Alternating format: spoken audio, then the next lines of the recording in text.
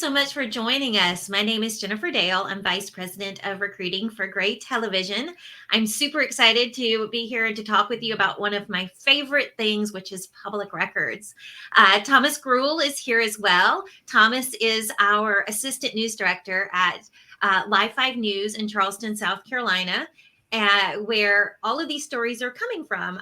Thomas and I worked together for 5 years, Thomas? It sounds right, about 5 years. Yeah. So when I first started at Live 5, Thomas was pretty fresh out of college and a producer, and he moved over to the assignment desk and eventually to assistant news director. And in all of those roles, Thomas helped with doing the stories that you're going to see today. And what I really hope that we can drive home for those of you watching, is these are things that can be accomplished in a small market. These are stories that you can do by using some entry level, public records request. So these are not things that are super complicated to request. These are, again, documents that I believe are available in most states. You do need to check your public records laws wherever you are. But I mean, these are things that you should be able to request and use, and that we all requested and used in the state of South Carolina, which, in my opinion, doesn't have the strongest public records law in the state. So we'll get started and kind of talk a bit about. We'll start with the very basics. What is an investigative reporter? Spoiler alert: if you're a journalist, you should be. It doesn't require that you need any special skills. It doesn't even require that you have the name reporter in your title. I've never had reporter in my title professionally, maybe some in college, and I filled in. Thomas, you've never been a reporter either, right? Never been a reporter at all. Never had that title whatsoever. And I think it's safe to say that both of us are investigative journalists. I'm a big believer that we should all be. I don't care what your role is in the newsroom. If you're working in that capacity, you should be asking questions and pitching stories that matter. You should have a thirst and a desire to know more, because that's really what we need in our newsrooms. An investigative reporter is just a really good reporter that takes the step one step farther than others are willing to do so.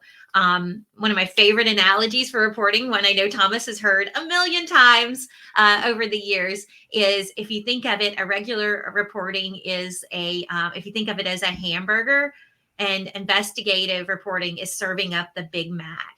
It doesn't necessarily mean that it's this whole big, deep story that you spent 2 years, working on 60 Minutes style. Sometimes you're just going for that one step forward in what you're doing. So coming up, we're going to take some examples of some of these stories and kind of talk what public records we used to find them or to help build them out, and how that worked with them. So we're going to look at 5 FOIAs tonight. For our newbies who may not even know what FOIA means, a FOIA stands for Freedom of Information Act. It's a request. Basically, it's a public records request. And FOIAs, is kind of a bit of the lingo that we use.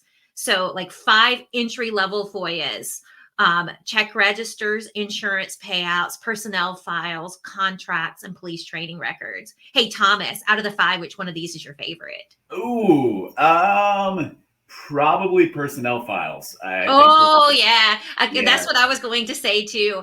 But since you said that one, I'll go with insurance payouts. Because I mean, like both of those, like when we get to the stories that we did with those, I think you'll be kind of surprised. But both of those are like the depth of information. Insurance payouts in particular can give you stories for days. And personnel files can really just, rather than me saying, what do you like most about personnel files? They just allow you to dig deeper. I think, they're a surface level of if something happens to a public employee, and it allows you to kind of go dig back and figure out what led to a firing, what led to a suspension, things like that, stuff that may not be readily available without requesting, but can let your reporting go much farther than it could have, and especially compared to the competition. Yeah, the depth of information in a personnel file is fantastic. But we're going to start with check registers and credit card statements. So some of the people listening to this may be so young that they've never actually even had a checkbook. I'll be honest, I don't think I've carried a checkbook in years, nor have I written. I probably write 1 or 2 checks a year. But even if you don't carry a checkbook, you have a check. If you have a bank account, you have a check register. Basically, it's the record of spending of money. So every agency has one. You have one. If you spend money, you have one of these. Now, the difference is when it's a public agency, like a school or some other public entity, is that it's public record. While yours is private, theirs isn't. So you can look at it, and it should be available to you monthly. So let's take a look at one that kind of what it looks like. This is an example of one. I pulled this offline the other day. This is actually the city of Charleston's. The city of Charleston puts them online in a nice Excel format.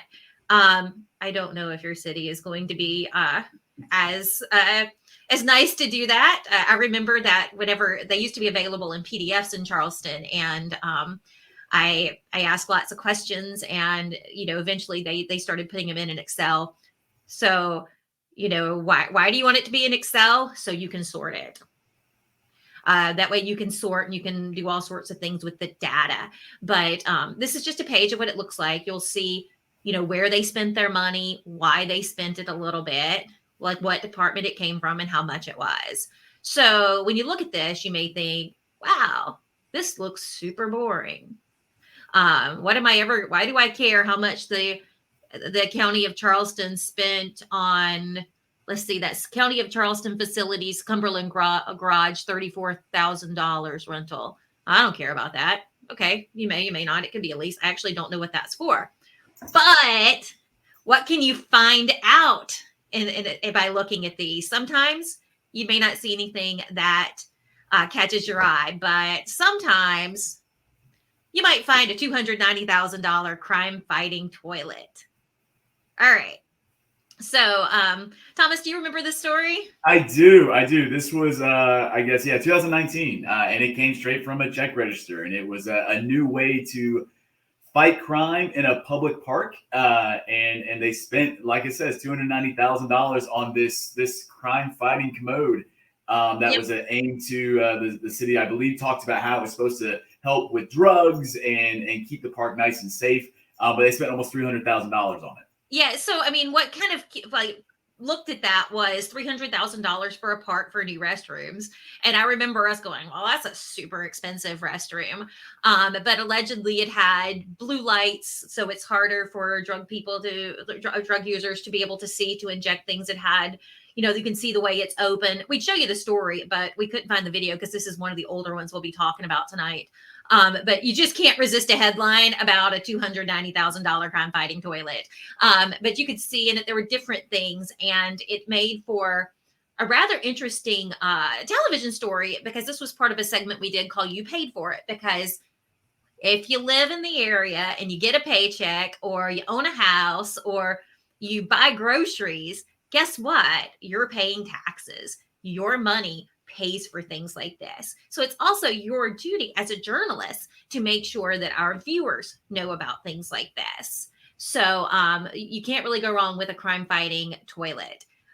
Next up, and I'll take this one as my favorite, one of my favorite public records since Thomas took personnel files, is basically a public agency. If they it is in South Carolina, they're called insurance reserve fund payouts. In other places, they may be called something differently, but everyone has a record of them. We've done, when I was news director in Tennessee, we also did stories like this. If a public agency settles a lawsuit or pays a claim, that payout is public record, because that's your money. So, Thomas, you want to explain a bit about what we're looking at here? Sure. So there's a lot of data, a lot of information on here, but kind of going column by column. So you'll see, the agency name, that is who we're talking about, the public agency. Next up would be the cause of the claim. So, you might see something like diagnosis or something about a traffic accident, something like that. That's going to kind of give you an idea of what you're looking at. And as you continue to go over, you'll see the date of the incident, the date of reporting, the date closed, and then that claimant. That claimant's going to be really important. That's going to show you who filed the lawsuit against the public agency. And then that paid losses column is going to give you an idea of just how much money the agency was paid out, excuse me. So you go through these and you kind of go through and see, if there's a civil rights, something like that, somebody was paid out $200,000, and that can set up a light bulb like, oh my gosh, that sounds like a big, large sum of money. So from there, you can cross-reference the settlement with lawsuits. So, in South Carolina here in Charleston, we can go into the public index and we can search lawsuits by the code that is on those on that sheet. And also we can search by name. So if you're having trouble finding it by the code, you can search by the name and you can find the lawsuit that eventually led to the settlement. And then from there, if you get that lawsuit, you may be fortunate enough that you've done a previous story and you may have already reported on, this civil rights violation. And then that can lead to more public records requests and searching for video. You'll see an example here in a second of video that came from one of these that was body cam video from a sheriff's department from a lawsuit. And then from there, you can build it into more and you can get interviews with the family and those that filed that lawsuit. So there's multi-layers to the different amount of stories you can get from IRF. You can have stuff that is just a quick day of story that maybe an anchor can turn to help fill content, especially on days where you might be short with content. Or you can go deeper if it's available and you can get those videos through public records requests. You can get with the family and build out really a good, solid investigative story that starts from one line in an IRF payout. Well, I'm going to play a video real quick of one of these that is that day turn. So we can talk again about, because one thing I do want to expand on is a lot of people say, okay, these investigative stories, I don't have time. I've got to turn something every day. Okay, I get that. We live in the real world. Charleston is not a large city. Market, what is it market these days? 89, 87? 87, 89, something like that. So, I mean, while it isn't as small as some of the places, these are things, we did investigative reporting in tiny Johnson City, Tennessee. So I'm going to play this video real quick, and then we can discuss too how you can balance investigative reporting with your day turn responsibilities if that's something that you need to do. So I'm going to call up this video. It may take a second to load. Here it goes. Insurance Reserve Fund has shelled out $600,000 to the estate of Rashad Smith. After Smith's death, his mother sued the Berkeley County Sheriff's Office alleging excessive force, unlawful search and entry, and wrongful death. Hands behind your back! Move the taser. Move the taser. Watch out. Put your hands behind your back! Roll over! Smith was arrested by BCSO in 2018 following a report that he was abusing his 19-month-old son. But the lawsuit claims Smith was a victim of swatting, which is a false report of an emergency to get a response to a location. It goes on to allege that Smith and his son were asleep in their home when deputies stormed inside and punched, choked, tased, and hit Smith with a baton. According to Smith's estate, that interaction left Smith with long-term dizziness, headaches, and seizures, leading to his death in 2020. At the time of the arrest, Sheriff Dwayne Lewis said that there was an active warrant for Smith's arrest for unpaid child support. As for the 7 BCSO deputies involved, an internal affairs report we got through a Freedom of Information Act request concluded that they did not act with excessive force. We have confirmed 2 of those deputies are still employed with the Sheriff's Office. Now, we reached out to the Berkeley County Sheriff's Office for comment about this $600,000 payout. A rep tells us they didn't even know about the settlement until that moment. They directed us to their lawyer, who said the office does not have comment at this time. In the newsroom, Shelby Roberts, Live 5 News. Okay, that was interesting to me on a bunch of levels. And one of the reasons I in particular wanted to talk about that one was that Shelby is a morning anchor. She comes in at what, 3:30 in the morning? 3:30 every morning. And she is on the air until when? Until 7 a.m. every morning. Okay. So she's there from 3:30 to 7. So she has to take a lunch. So let's say she takes a lunch after that at 8. That really only her day with her day ending at 12:30. That really gives her a very short amount of time to complete her stories. Now that could have gone a whole bunch of different ways. I mean, that one, y'all want to play? Let's spot how many public records are in there. If you're in the chat, you're watching. Well, I guess if we're recording this, you wouldn't be able to chat, but feel free to comment and play along at home. How many public records you could spot in that one? Maybe a minute story, minute 20. All right, Thomas. Let's see what public records we saw. Yep. There was. So it started with the IRF. Started with the payout. So that there's was one. We saw the video, the body cam video. So that was 2. So let's talk about that one real quick, because especially, you know, I don't care if you're a television station, a website, newspaper these days, that video is so important. And let's just be real. People don't usually think of video as public records. So always make sure that whenever you make your public records request, you aren't just limiting it to data. And then what was the fourth one? There was an internal affairs report that Shelby mentioned in that story, and that came from when you know there's something going on, there's an investigation that the agency's doing themselves. They're going to have an internal affairs report or something along those lines that is going to show what the department found in their internal investigation.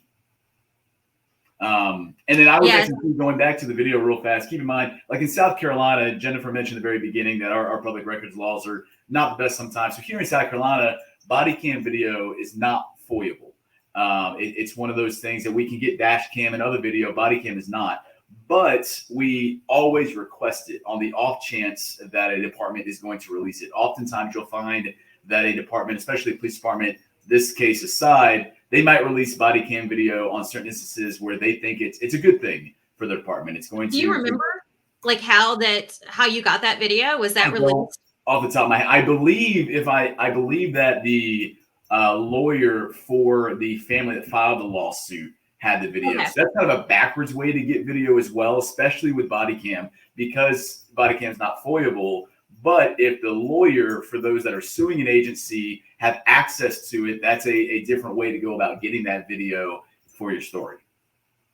That's a really good and probably topic for another conversation as well, is that making sure all the players, because a lawyer has subpoena powers where so many times you can use that lawsuit and reach out to the lawyer and they will give you the video that they have because it's in the best interest of their client. So even if it's not public record, I didn't think about that. And if you live in a place and you're where body cam is public record, first of all, I'm super jealous.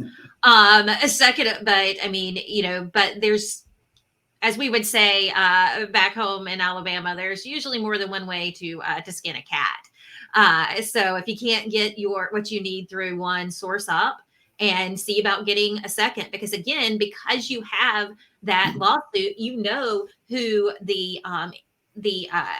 all the parties involved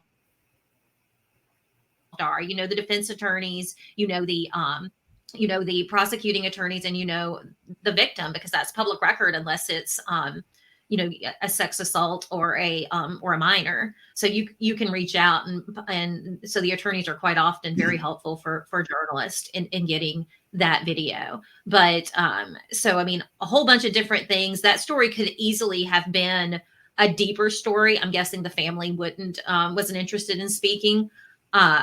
But it also is a way that you as a daytime reporter or an anchor can provide content that matters in just the few hours that you have. Maybe you could turn that story fairly quickly and then and spend the rest of your day working on a story that's more in depth.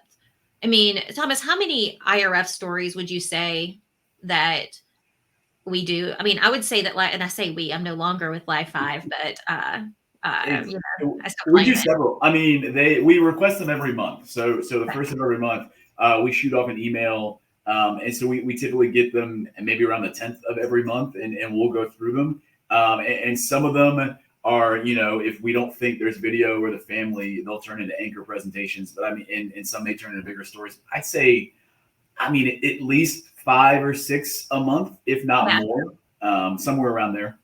And many times these are stories that may turn, I've seen them be everything from bigger investigations. One in particular I remember was a man that was running from police and got injured while running and ended up getting a very pricey payout. Because he was hurt when running from police. That one was a much, much larger story that we were able to dig deeper in. But I wanted this one in particular because it's something that can be done fairly quickly, and then you can get on with your day. So moving on to the next public record, Thomas's favorite, personnel files. Personnel files are great, and like I mentioned earlier, they allow you to dive deeper into public employees. And really paint a picture of what might be going on. For instance, if there's a press conference and something's going on and someone's fired, someone's suspended, everybody's going to know that. That's going to be very surface level, and you have to report that. But then how can you take your reporting deeper and figure out, are there systemic issues in this department? Has this person been reprimanded previously? And that's what a personnel file is going to show. It's going to show the application data. It's going to show disciplinary notices, or did they screw up previously and they were just written up and then they did the same thing. It's going to show performance reviews. It's going to show training documents. For instance, the example you see on the screen was somebody that was put on administrative leave. So that's the kind of thing you request a personnel file. It's going to show the amount of times they were put on administrative leave. Typically, it's going to show why they were put on administrative leave. So it really helps to build out your reporting from that service level. So-and-so messed up, we're putting them on, they've been suspended, they've been fired, to building out the issues they had in the past. And in turn, is this something that a police department or a school district is having issues with over a period of time? And so probably, and sometimes there are maybe smaller issues like what we looked at in that last story. Sometimes they're really big stories. I think the biggest story I've ever seen come out of a personnel file at Live 5 was one that uncovered, well, you know what? We have some video. Why don't we play that? And I'm going to warn you, this video is a little bit longer than anything I would normally show. But once you get into it, you might see why we're choosing to play this. This was the result, I think, of a 9-month investigation for us. All right, let's see. It may take a minute. I have no idea the inner turmoil that I have suffered. You have no idea. In order to protect this mother and her child's identity, we can't show you her face, but she's remembering when her child told her about being molested at school. What went through your mind when your child said that? Shock, disgust, lots of anger, but concern for my child. That's a lot to put on a child. Police reports show 2 assaults happened at Dunston Elementary in North Charleston in 2015. The children came forward the next year. Charleston County school employees facing charges. In January 2016, Marvin Gathers, a parent advocate working for the school, was arrested for having child pornography on his district-issued laptop. I am absolutely stunned and shocked and scared. My son went to the Stingrays game with him Sunday. He brought my son home. Then, over the next few days, 2 different children came forward telling police Gathers touched them inappropriately at school the year before. One also said he took nude pictures of him in the school bathroom. Gathers was rearrested and charged with those crimes, too. But I found out that the district first discovered the child pornography on Marvin Gathers' laptop 2 years earlier, in 2014. The victim's mother had no idea. As far as I know, after it was discovered, it was immediate arrest. There was no coming back from that. Actually, it didn't come to light until the arrest. No, ma'am. The school district knew in 2014 when they first found that child pornography that it was his computer, and he was listed as a suspect on the police file 2 years before he was arrested. I was not aware of that. I was not aware of that at all. Like that? Wow. According to an affidavit in January 2014, a CCSD IT specialist was performing a routine virus scan on Marvin Gether's district issue. Pornographic websites had been accessed, including websites featuring child pornography. Police say the laptop was secured and 37 days later turned over to police, who sent it for a forensic analysis. That analysis took nearly 2 years, and in the meantime, our investigation shows Gethers was still working at the elementary school. It was during that time he allegedly molested the 2 children. My child would have been safe. This whole situation could have been avoided. That's horrible. That is very, very horrible. We also got a copy of the police detective's file where 2 witnesses said after the pornography was first found in 2014, Gethers was sent home at first, but it's unclear for how long. The principal wrote he was back after a week. A police officer said it was after a month. Gethers himself wrote this letter to the district after his computer was seized, begging for a second chance and apologizing for what he said was only adult material. But the district originally got police involved because they found child pornography. Gethers was allowed back to work. Should he have been placed on leave or fired immediately? In retrospect, probably so. School board member Michael Miller doesn't remember this case coming before the board in 2014, but has concerns with how it was handled. To secure student safety first, even if it is an allegation, I think immediate suspension is warranted, in my opinion. Do you agree that most parents would expect that? I would think so. I'm a parent of a 5th grader. That's something that I would expect as well. And maybe we need to tighten this policy. After 4 months of waiting on a public records request from CCSD, we got a copy of Marvin Gether's personnel file. In it, this job offer letter dated October 2014. He was promoted from being a student concern specialist to a parent advocate at Dunston, making $55,000 a year. The district was extremely pleased to extend this offer, again 10 months after the porn was found. Fast forward to 2016, that forensic report on the computer came back and Gethers was arrested and fired. Marvin Gethers cannot give us his side of the story. He pled not guilty in court, but the coroner tells us he died of heart failure before the case went to trial, so he was never convicted. His attorneys do tell us they were prepared to defend these charges and clear his name before he died. Superintendent Jarita Postlethwaite was not the head of the district at that time, but says she would have handled it differently. My practice is to immediately place someone on administrative leave when pornography on a computer or in any other form is involved. I can't speak to what someone else might or might not have done. It boggles the mind to think that that would not have happened. CCSD says they can't tell us who made the decision 4 years ago to let Gethers keep working while he was under investigation. They said in a statement the district administrators who managed this incident are no longer employed with CCSD. There's no other information that would provide an explanation to your questions. Words can't even describe the moral decay. If you don't do anything else, take your child's side. When people are involved, when children are involved, we don't have 2 times to get it right. And if we didn't get it right the first time, we have to own that. We have to.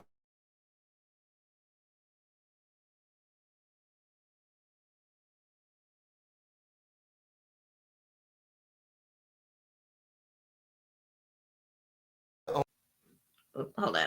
I think this is operator error. God, goodness, every single, I haven't watched that full piece in a while, and I'm still continuously shocked by that. That was one that was completely based on public records, and honestly, that investigation didn't stop there. But if I remember correctly, the thing that got us interested in that in the first place, long before we requested the personnel file, it was we saw a settlement that we were questioning. So then we requested the personnel file. And as a result of that reporting, I believe 6 more children came forward. Yeah, that's not, and to be honest with you, and that continued, the final settlement and payout for those 6 victims just happened within the last year. This is a story that started this way in more public documents, more lawsuits, everything. It continued for years after. And I believe that one resulted in an $8 million settlement from the Charleston County School District. But it's just, it just kind of lays out the different ways that public records can supplement your stories, or honestly just go for it. Because I mean, when we were looking at that, we kind of thought that, you would think that he was charged, that they had settled a lawsuit with one person. Like, what else is there to do with the story? Well, I mean, turned out there was a whole heck of a lot more. So, and again, I think we reported on that. I know we reported on that for years, and it all started with a public records request. So personnel records can really help do a ton of different reporting. And I know that probably dropped out a bit or froze at some point because it was such a large file, but I think it's just worth it to kind of see truly what type of reporting you can do with public records. So let's talk about contracts, another often forgotten public record that you can use for quick turns or more in-depth stories. Many times superintendents, coaches, city managers, companies, they all have contracts involved with them. And so that was our last video piece. But, we're going to have several headlines that come from these. So this is a contract with a school superintendent. When you look at a contract, and this is good for any broadcast journalist, because chances are you're going to have a contract, all of the things that you should be looking for in a contract are the exact same things you should be looking for in your contract. Effective dates. When does it start? What's the salary? Allowances are always super interesting.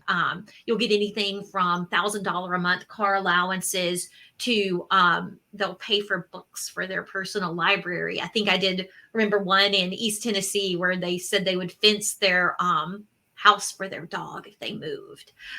So all of those, and then incentives and damages. If you have, let's say, a story, you have someone coming to town. In fact, I think I saw Live 5 do one not too long ago where that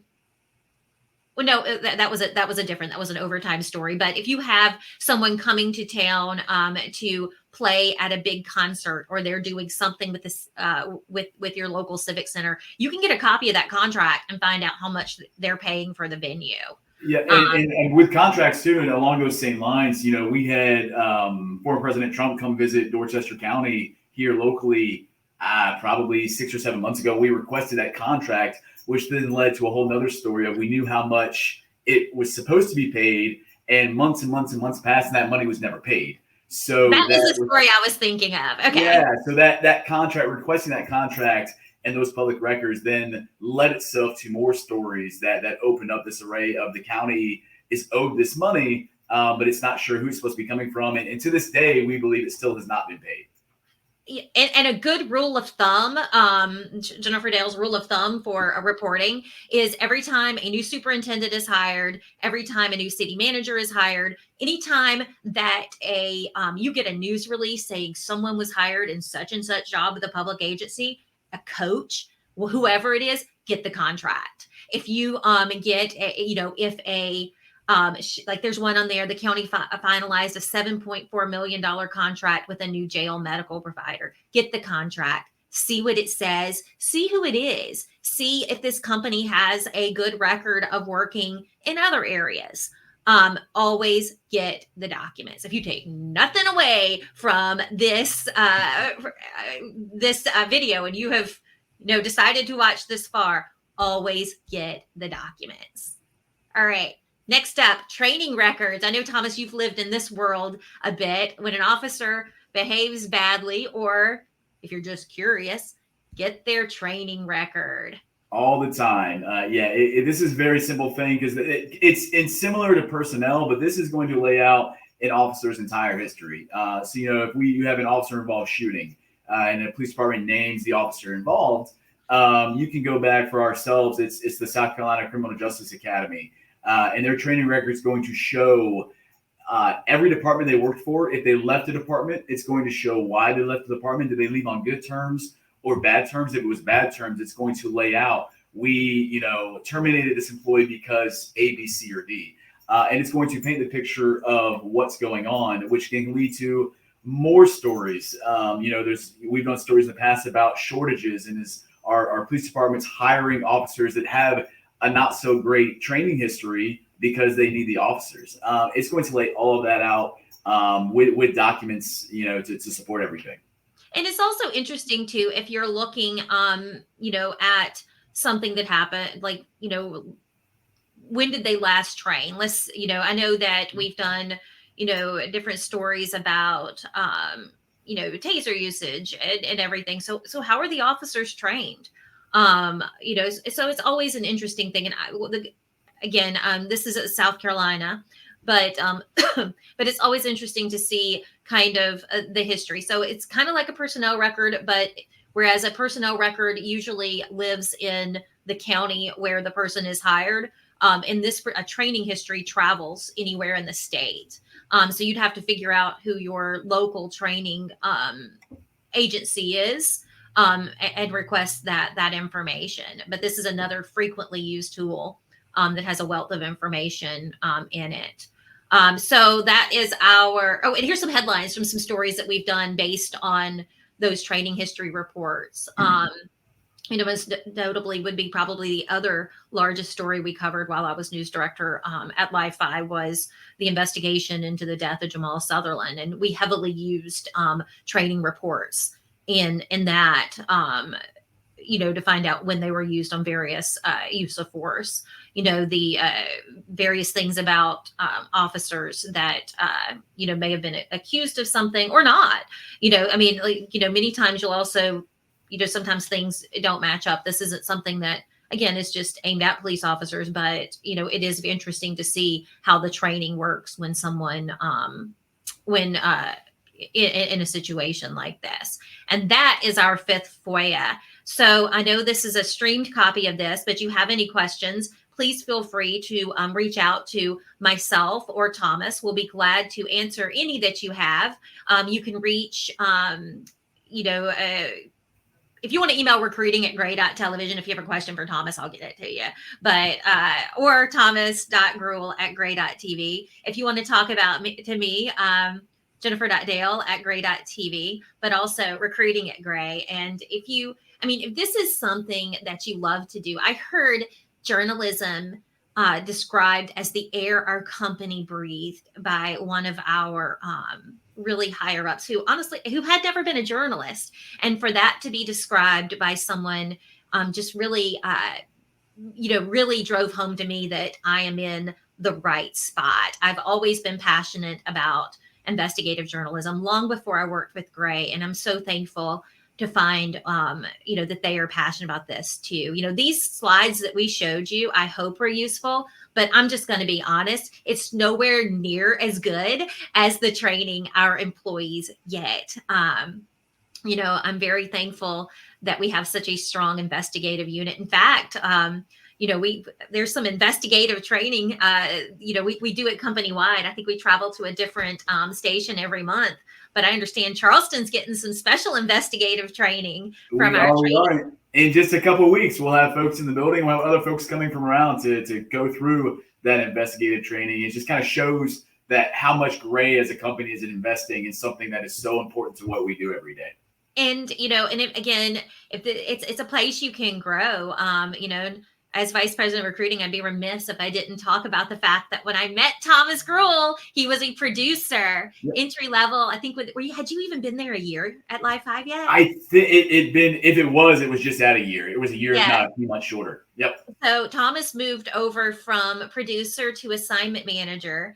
And you did that for what, 5 years? About 4 years. About 4 years I was assignment manager. Yep. And, and basically, I feel like many times the desk gets such a bad rap, but, Thomas was our best producer. So it hurt a lot to move him over to that. But, he was able to help make everyone better in that role and moving into management. And then when I left Live 5, my assistant news director, Jim Martin, became our news director, and Thomas moved into the assistant news director role. So Thomas is living proof that you can start out in an entry level position and move into management, move into the assistant news director role. And He's actually in one of our advanced leadership training classes that we have company wide for news directors. And I'll be so proud the day that he becomes a news director. But if you want to know anything about all of that, feel free to drop me a note. My job is recruiting, but I do the journalism because that's my passion. So don't hesitate to reach out if you want to talk about any of those things. And if you want to see what we're going to be doing next, because we do a different training topic every month, go to greatishiring.com. We do have the next 3 months up right now. But thanks for spending some time with us. And if you stuck with us for the full 41 minutes, yeah. We appreciate you doing that. And let us know if we can help you in any way. Go forth and FOIA and let us know what stories you get if you use any of these strategies. Thanks a lot. Thanks so much.